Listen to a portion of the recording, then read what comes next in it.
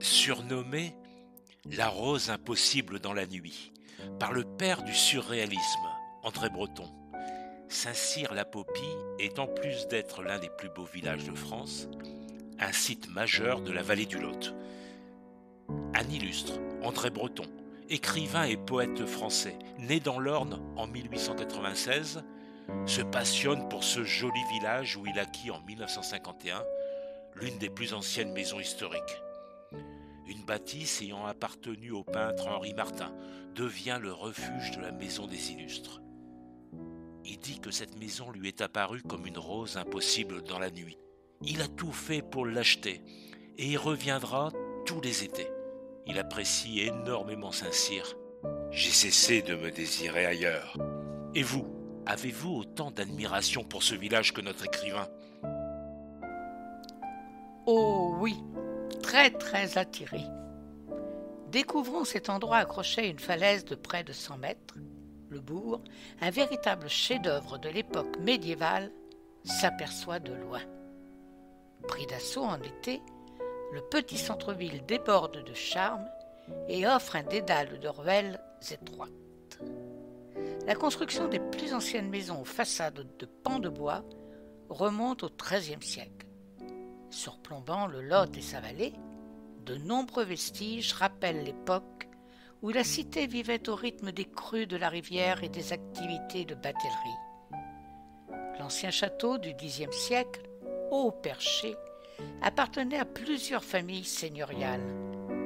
L'une d'entre elles, les La Popie, a donné son nom à la ville. Du fort, il reste aujourd'hui une tour du XIIIe siècle, un corps de logis et une enceinte. Alors, pourquoi ne pas faire ce qu'a fait certainement André Breton ? Oui, bien sûr, comme grimper à travers le village jusqu'au rocher de la Popie. Une vue panoramique sur la vallée du Lot est à découvrir. En route, le soleil est déjà très chaud. Êtes-vous bien chaussé car c'est indispensable. Après, une balade dans les ruelles s'impose, tout ornée de roses trémières, emblématique du village médiéval. C'est une promenade relaxante. Et le matin, on ne peut rater la délicieuse odeur des petits pains, une des spécialités du village. De nombreuses boutiques de souvenirs et de produits du Quercy, ces restaurants avec une gastronomie quercinoise qui allie le salé, sucré, un délice. Par exemple, une halte dans un endroit réputé pour un cabecou fondu sur une tranche de pain, d'épices et du miel et l'ensemble sur des feuilles de salade. Qu'en dites-vous ? Patience. Il n'est pas encore l'heure de déjeuner, mais vos papilles sont éveillées. Je vois cela. Tout se mérite. Regardez de l'église ou du château les toits typiques de ce village, et prendre une photo n'est pas un luxe, car c'est juste super. Et de bons souvenirs, non ? Puis la culture du safran est importante, et ici vous serez accueillis dans le magasin des saveurs safranières. Notez l'église Sainte-Juliette, une belle église médiévale digne de cette époque lointaine, est toujours une curiosité pour les touristes d'aujourd'hui. Gothique et édifiée à partir de 1522, englobe l'ancienne église paroissiale. Celle-ci conserve les vestiges de son décor sculpté à feuilles d'acanthe du XIIe siècle, ainsi que des fragments de peinture murale du XIIIe. Une des chapelles latérales de l'église est consacrée à Sainte Catherine, patronne des tourneurs sur bois. L'église a d'abord été la chapelle des seigneurs du lieu qui avaient construit leur château à côté, les familles de la Popie et la famille de Cardaillac. André Breton a dû longuement parcourir le chemin de halage de Ganil. Le halage est un mode de traction terrestre des bateaux et les gabarres étaient utilisés pour le transport des marchandises. Si vous vous sentez courageux, vous pouvez prendre le sentier qui monte à Saint-Cyr-la-Popie, depuis l'Écluse. Un petit effort. Pensez à ce que vous allez découvrir en haut et vous ne serez pas déçus. Ah, je vois que notre cher André Breton a beaucoup arpenté la région. Moi qui le pensais plutôt intellectuel dans sa tour d'ivoire. Oui, mais André Breton est avant tout un neurone, écrivain moyen mais qui aidait les jeunes à faire revivre des villages. Il aimait quand tout était vivant. Et beaucoup de peintres et écrivains lui rendirent visite, comme Picasso, Dali et d'autres encore. C'est un homme amoureux des mots, essayiste et théoricien du surréalisme. Il se destine à la médecine, mais dès sa jeunesse, il se passionne pour la poésie.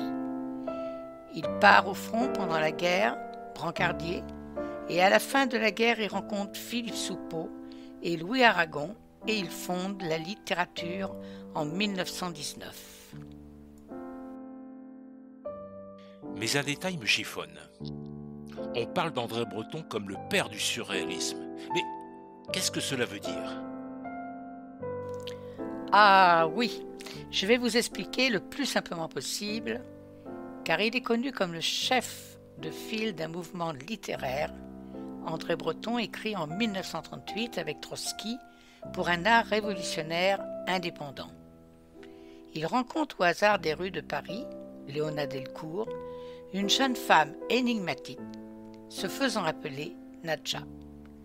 Après elle, ce sera Jacqueline Lamba, pour laquelle il écrit L'amour fou, une de ses œuvres majeures, ou encore les différents manifestes du surréalisme, et de leur union naîtra une fille, Aube. André Breton y revendique une libre association des mots pour faire place à une nouvelle langue. Il a donc mis ses idées en pratique. Il a voulu matérialiser ses rêves, en fin de compte. N'oublions pas l'époque de la guerre froide. Il participe à l'inauguration du premier tronçon de la route sans frontières, allant du pont Valentré de Cahors à Figeac, en passant par Saint-Cyr-la-Popie. Grande ambition très idéaliste. Mais seules des bornes de cette route existent encore. C'est une forme de totale liberté alors.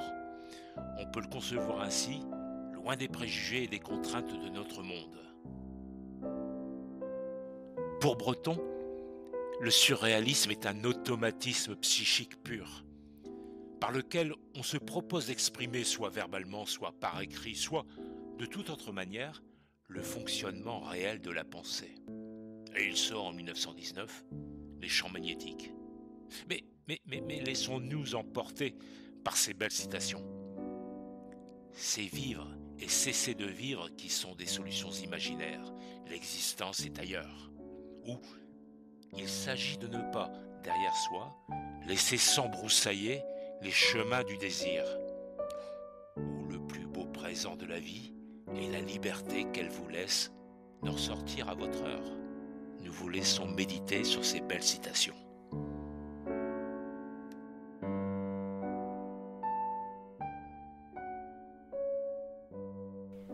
Il côtoie chacun, sans distinction, et c'est avec émotion que les villageois évoquent les derniers instants de leur célèbre ami dans le bourg. André Breton, très fatigué, sera rapatrié à Paris. Il y décédera le lendemain, soit le 28 septembre 1966.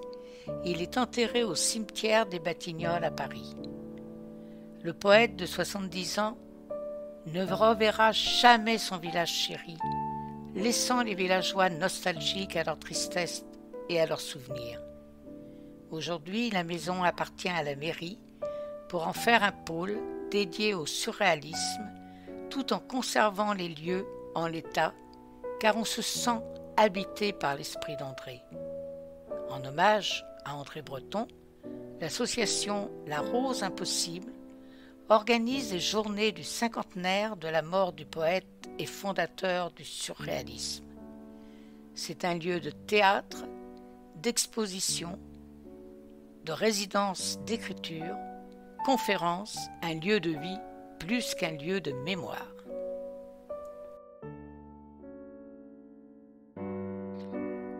On remarque que de nombreuses personnes connues ont apprivoisé la terre du Lot, voire y sont nées, comme Françoise Sagan à Cajar.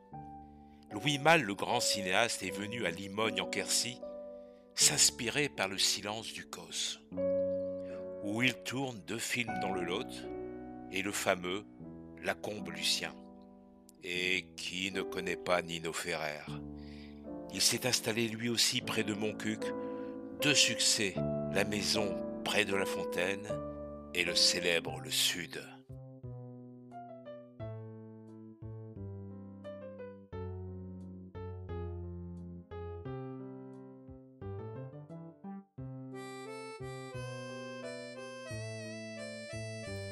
Après cette histoire passionnante de ce grand écrivain, nous avons l'impression d'être réellement habités de son esprit surréaliste.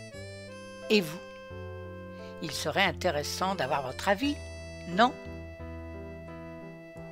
Oui, moi également je me sens imprégné, et c'est très très très fort. Quelques conseils avant de repartir.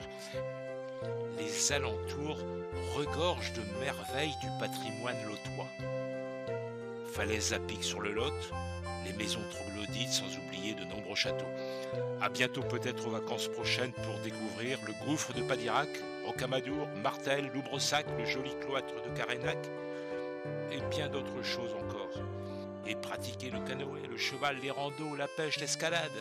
Et surtout vous rendre sur les marchés où de nombreux producteurs vous attendent avec de bons produits quercinois, sans oublier de voir aussi les vignobles. Dégustation offerte, mais à consommer avec une grande prudence. Bonne visite. La France est notre richesse.